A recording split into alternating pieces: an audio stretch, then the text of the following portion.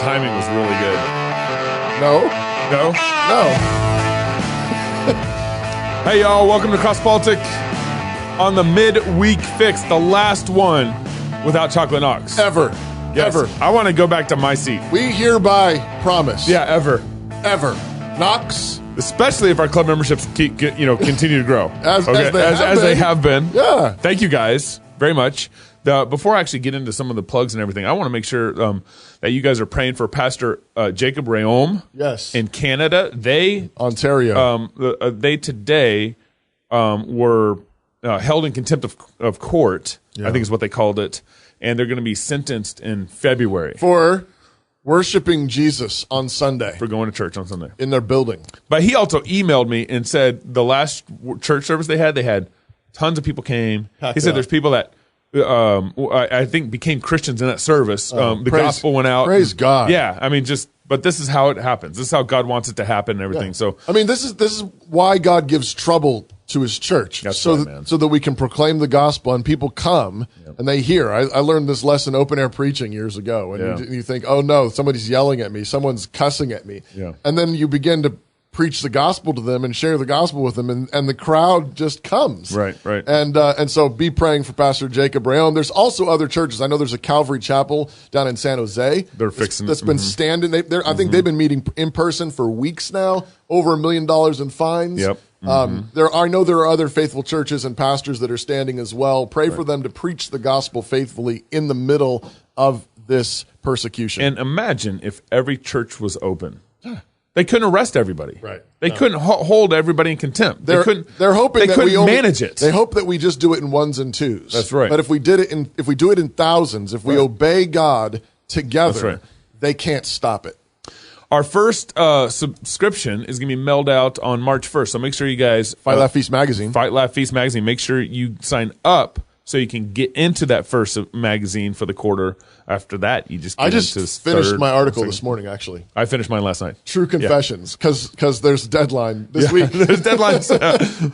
There's, I think, 16, 17 authors that are going to be writing in this magazine. But I'm excited. The theme of this first issue is the joy of the Lord. I think joy and strength, but based off the joy of the Lord is our strength. Joy of the Lord is our strength. Yep. And that's what we need right now is joy and strength to stand. Yeah.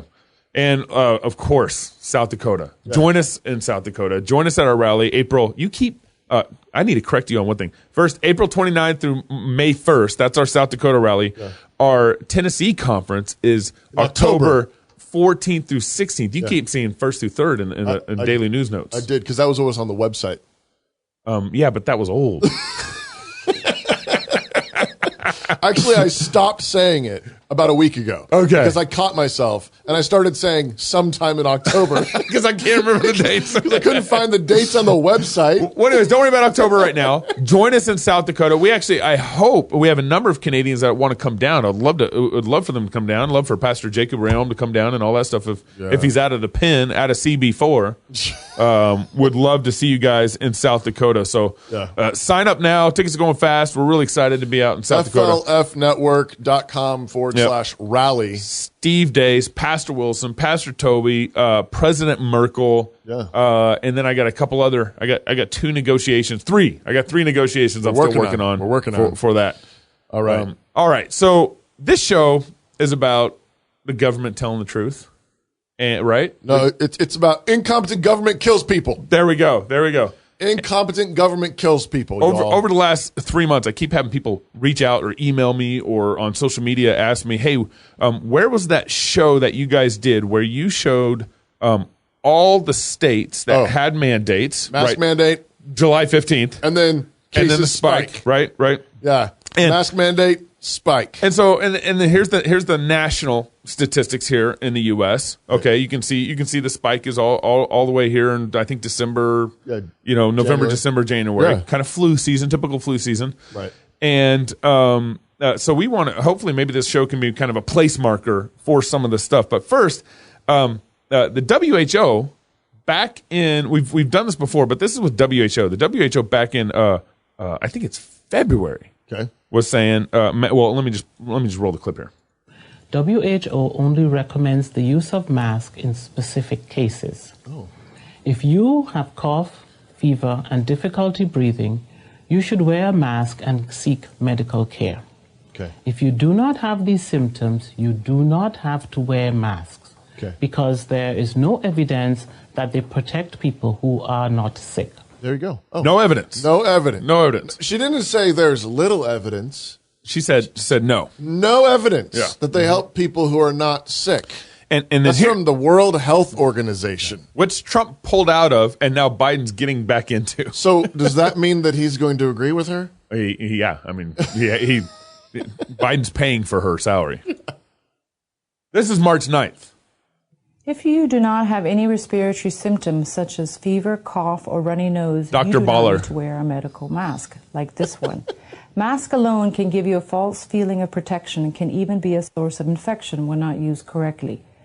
Masks should only be used by healthcare workers, caretakers, or by people who are sick with symptoms of fever and cough. Oh, False sense of protection. yeah, and can also make you more sick. Yeah. You're not careful. You're breathing stuff in that got stuck to your mask. You put your mask down in your car. Don't go. I got a video for that. Oh, I got a video for that. But I also want to point out that she was reading. So they had written that text down. Again, that's how much they threw. World Health Organization says most people, if you're symptom free, if you don't have a fever or a cough, don't wear a mask. They don't help. I've asked the Deputy Chief Medical Officer, Dr. Jenny Harris, to come here to Downing Street. Tell us about the value of wearing face masks. You see face masks around the place. Is there any point to that? If a healthcare professional hasn't advised you to wear a face mask, it's usually quite a bad idea. People tend to leave them on. They contaminate the face mask and then wipe it over something. So it's really not a good idea and doesn't help. Yeah. See, I knew about that. That was March 10th. The average member of the public wandering down the street, this is really not a good idea. What tends to happen is people will have one mask. You can imagine they don't wear it all the time. They'll take it off when they get home. They'll put it down on a surface that they haven't cleaned, or they'll be out and they haven't washed their hands. They'll go and have a cup of coffee somewhere. They half hook it off. They'll wipe something over it, they'll put it back up, and in fact you can actually trap the virus in the mask and then start breathing in. So they could be putting themselves more at risk by wearing a mask than not? It just doesn't... So, yes, because of this issue of, if you like, behavioural issues, which are really important when we're talking about infectious diseases, people can, in fact, adversely put themselves at more risk than less. It could be more dangerous to be wearing a mask where you've gotten a virus in the mask and now you're just sucking it in, breathing it in, getting more, and then the bacteria, where you put it, what you touched it with. Right. Mm-hmm. And I was just flying. I flew to Dallas last week, Yeah.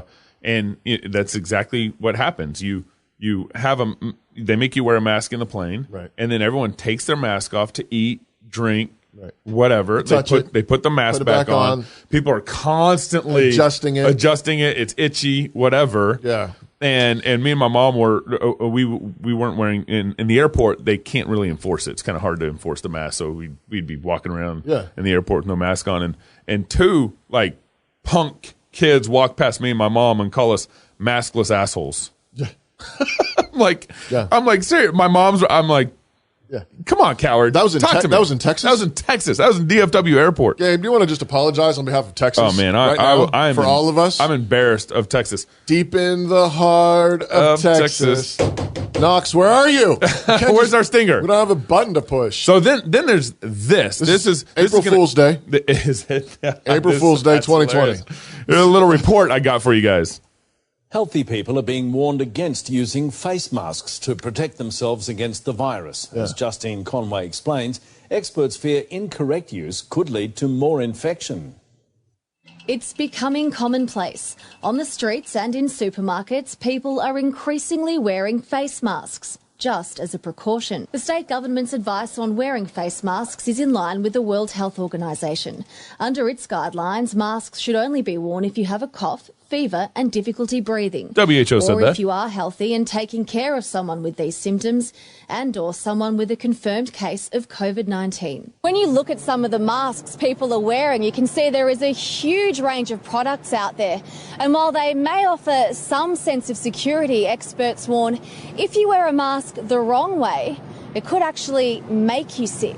When I've been walking about, I've been seeing people touching the front of the masks, adjusting the masks on their face, and then going and touching other things. Yep. What we've got to remember is that front of the mask may be picking up different pathogens. And the same goes for gloves. So I think that means if you wear 2 or 3 of them at the same time, you're getting double or triple the threat. Ooh. Fauci actually is now recommending 2, 3, touch, adjust, touch, adjust. Yep. I mean, that's like 3 Petri dishes on your face, sucking in all that. They had a picture, a news article was actually talking about this. They had a picture of Pete Buttigieg wearing with his sodomite lover. Yep. And both wearing double face masks. And I retweeted that and I said, this is the ultimate Pharisee. Right. So someone who's wearing double face masks while having sex with another dude. Right. Like that's the ultimate Pharisee. Right. Absolutely. No, yeah. You're swallowing camels. Exactly. And drinking. And getting out flies. Yeah. I was going to get there. Yeah. I've read the Bible story before. It was coming. No, but it's exactly what it is. Yeah. And it's insane. So now here's this is my Cuomo clip. Yeah. And he's going to talk about the truth that's so important to him. Just imagine Godfather what music I've found all through this crisis is people value the truth. Yeah. You know, give me the information. I do everything for you. Don't give me spin. Yeah. Give me facts that don't change. Tell me the truth. Yeah, the truth. The country hadn't bought enough dosages. They now are going to buy enough dosages. It's 600 million. It will take 6 months. That's the truth. And until we get there, we have to watch these new strains. And that's the truth. Okay. So it is going to be a long 6 months, especially after what we've gone through. That is the truth. This state, I'm very proud of what New Yorkers have done. This is current, they right? have This is rallied. current? We were ambushed like no other state, Nicole. This is, I think, And yesterday. again, it was from federal incompetence. Ambushed. They thought the virus was in China. It had left China, it had gone to Europe, and it came here for 3 months before they ever knew. Incompetent government kills people. Incompetent government kills people. More people died than needed to die in COVID. That's the truth. From masks? And forget Democrat, Republican. As a person who believes in government and public service and who has seen people die over this past year, that's why hearing President Biden is such a welcome relief. Having Jeff Zients on the phone and Dr. Walensky. These are professionals. Professionals. They understand that it's not spin and politics. You're talking about human life. And they went to work, and in 6 days, they're telling you the truth. And was they have all a plan very good. to get it done in 6 months. That's a welcome relief. Who sent the sick back to nursing homes in New York? Cuomo. It was an executive order. New York is still leading the nation in deaths. Ambushed by incompetent government. New York has a total of, all right, I'm happy. I don't think this is this high because of all their testing and all that stuff. But anyways, I know. Given the World Health Organization data, worldmeter.info, this is one of the main websites that's been tracking a lot of this stuff. New York has the most deaths in the state connected to COVID with 42,815 as of today. California is second, 38,000, and then you got Texas 35 and Florida 25 down from there. So the top, New York is number 1 in total deaths. Right. And he has the ability to shut down transportation as a governor. Mm-hmm. I think he has the power to do some of the things that Trump did for him. Right. And didn't he early on thank Trump for how he was handling everything? Yep, and providing all the ventilators and all that stuff.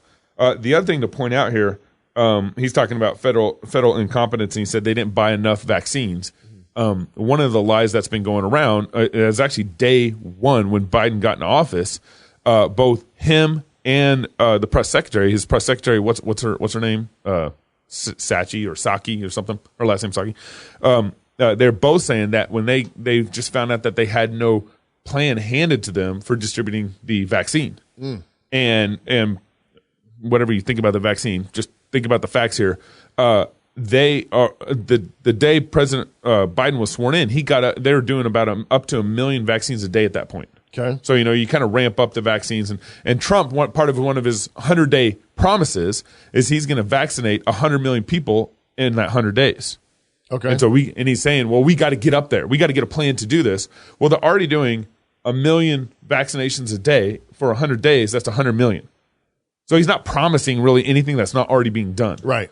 And so Cuomo, sitting there saying that we didn't buy. He feels a lot better now that he's talking to Biden. Yeah, exactly. Right. So they're lying that they weren't. How could you not have a vaccination plan in place and you're still getting 1 million vaccinations a day? Right. That doesn't make sense. And now Cuomo just mentioned this in passing. Don't forget this, that they're going to buy 600 million vaccinations or doses. And I think he's referring to the Moderna one where it's 2. Yeah. So it's actually 300 million for one person. Okay. And so there are 300 million total vaccinations, okay. which would be 300 million people, which is the U.S. population. I don't know what is he going to use that all for? They aren't vaccinating me. That's for sure. I'm not. Either 299 million one. Not, whatever that number is. What? It's not me. So given all of this, have you been buying GameStop stock? You turned it. You did. Toby, before the show, he's like, I'm going to get to this GameStop news piece. I want to talk about. I'm like, it's not going to fit. GameStop stocks surging. Yeah. Actually, it's actually kind of a funny story. No, it's hilarious. And I don't even understand it all. Some of you can tell us what happened. I don't even know what happened. My son came home yesterday and said that his class, all the guys in the class were trying to convince all the girls to use their class take their class money and invest it in GameStop stock. And I was like, oh, okay, that's funny. And then I get in here and I'm like, so what's going on with GameStop? Anyways, apparently there's 10 million new brokerage accounts that have been opened in 2020. Okay. So there's been this massive surge in, people are sitting at home. They have to work from home. And they're like on the internet and they're like, I know, maybe I'll check out what the stocks are doing. Right. So there's this massive surge. The daily number of visits per day to all the major stock firms has gone up exorbitantly, millions of visits a day, increase. And so then you have all this time on social media and people suddenly saying, hey, let's go buy this stock. And so they did this with GameStop, this, mall retail, this old dinosaur video game retail store in malls. Malls are dying. GameStop, really? And but a lot of people are following this a little bit because it is interesting to see sort of populist instinct going on. Yeah. Where you have sort of the elitist day traders, right. The professionals, the people that watch the stocks, the people that understand it, so-called. Yeah. And then you've got all these, nerds or whatever on Reddit be like, let's buy GameStop.